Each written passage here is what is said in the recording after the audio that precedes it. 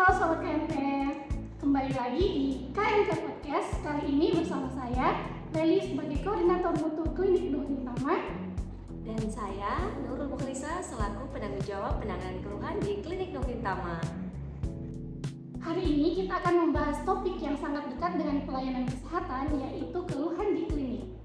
Nah, pertanyaan yang sering kali muncul adalah kenapa sih keluhan itu bisa terjadi dan bagaimana cara mengatasinya. Kali ini saya sudah bersama dengan PJPKPKP, yaitu Mbak Nurul Mukhlisa. Iya, baik Pak Leli, terima kasih sudah mengundang saya. Senang sekali bisa berbagi informasi di sini, insya Allah ya. Nah, mungkin langsung saja, sebenarnya apa yang dimaksud dengan keluhan pasien dalam konteks pelayanan klinik nih Mbak Lisa? Kalau keluhan pasien itu berarti ada sebuah ungkapan ketidakpuasan atau kejengkelan ataukah hanya sekadar masukan yang diberikan dari pasien ke klinik. Oh oke, berarti itu salah satu bentuk ketidakpuasan klien atau pasien ya yang berobat ke klinik. Oke, nah untuk keluhan yang terjadi di sebuah klinik itu mencerminkan sesuatu yang buruk atau berupa hal wajar yang bisa terjadi di lingkup kesehatan. Kalau misalnya berbicara mengenai keluhan yang masuk, sebenarnya itu sah-sah saja, wajar saja. Bukan berarti bahwa klinik ada keluhannya dan itu merepresentasikan bahwa klinik buruk. Namun, ya yang namanya pelayanan tidak mungkin tidak ada keluhan, pasti ada keluhan. Nah, pasien seringkali ingin cepat dilayani, ingin nyaman, ingin tepat. Nah, sementara nakes sendiri tuntutannya untuk menangani pasien dengan baik itu sangat besar gitu. Nah, sehingga ada dua persepsi ekspektasi yang bisa untuk memunculkan keluhan. Yang terpenting adalah bukan ada atau tidaknya keluhan, tapi bagaimana keluhan itu bisa direspon, bisa ditindaklanjuti dengan baik seperti itu. Kembali lagi di pertanyaan di awal tadi. Nah, kalau misal ada keluhan yang masuk seperti itu, berarti apa klinik itu bisa dijudge bahwa kliniknya itu sangat buruk? Enggak juga sebenarnya, karena bila mana misalnya memang nakes di klinik itu menindaki sesuatu yang buruk kepada pasien, tapi kalau misalnya sudah ada keluhan lalu kliniknya tidak berbenah, tidak mengevaluasi diri, tidak melakukan perubahan, ya berarti betul itu klinik yang buruk karena tidak melakukan perbaikan. Tapi keluhan ada, justru kita bersyukur sehingga kita bisa mengevaluasi diri, bisa memperbaiki dan bisa memberikan pelayanan kepada pasien sehingga pasien bisa puas. Nah, tapi masih banyak sekali ya di luar sana pelayanan kesehatan menganggap kalau keluhan yang masuk itu sifatnya negatif. Betul.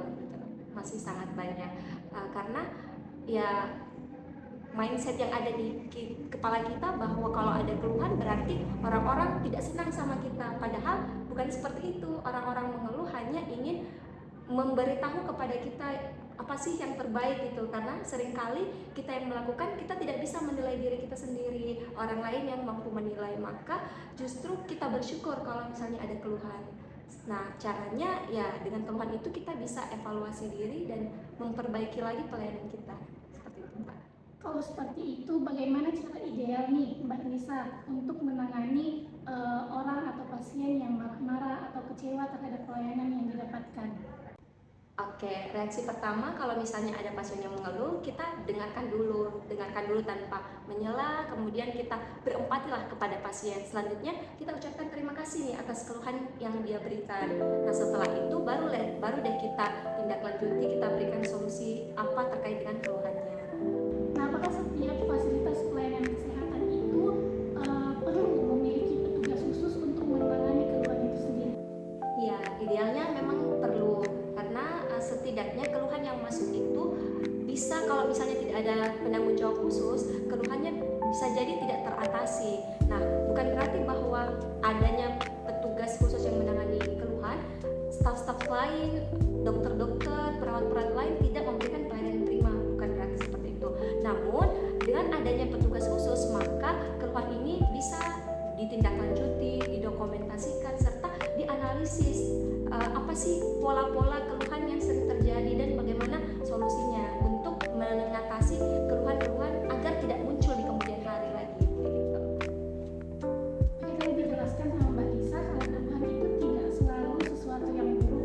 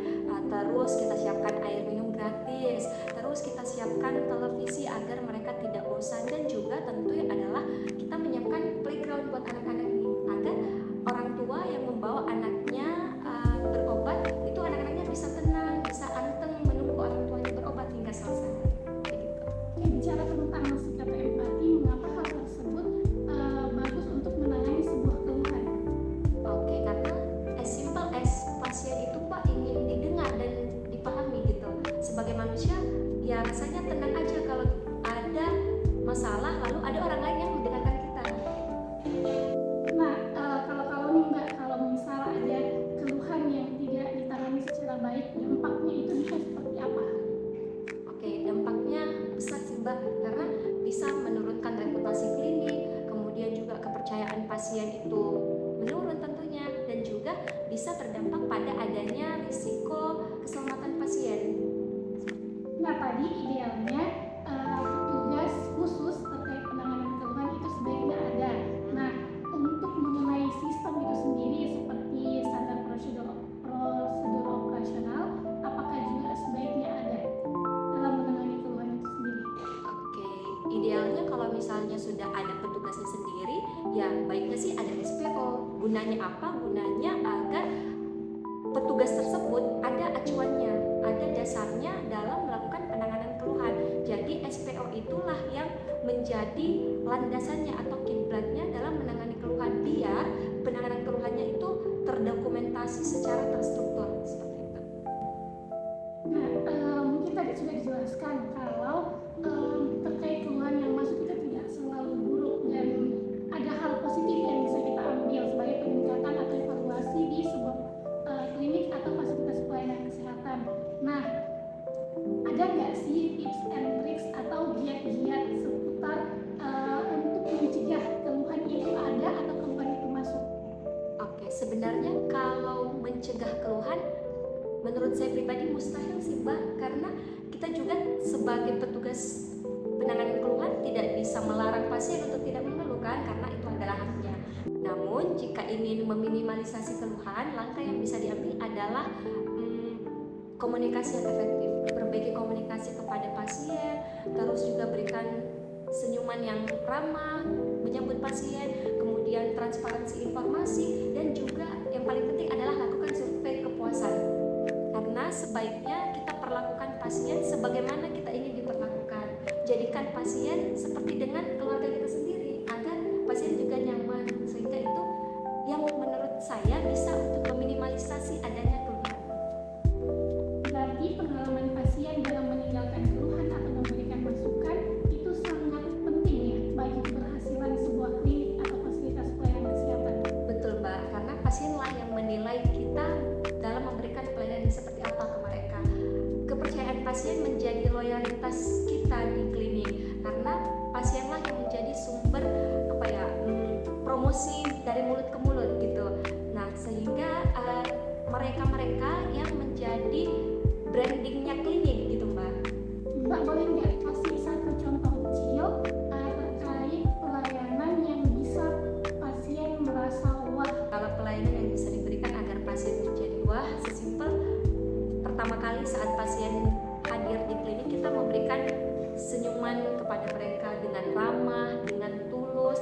Kemudian dokter, perawat, dan semua staf-staf yang ada di klinik itu menjelaskan dengan detail, dengan begitu sabar, sehingga inilah yang bisa menjadikan berkesan gitu di hatinya pasien dengan diberikan ditreat sebagaimana baiknya.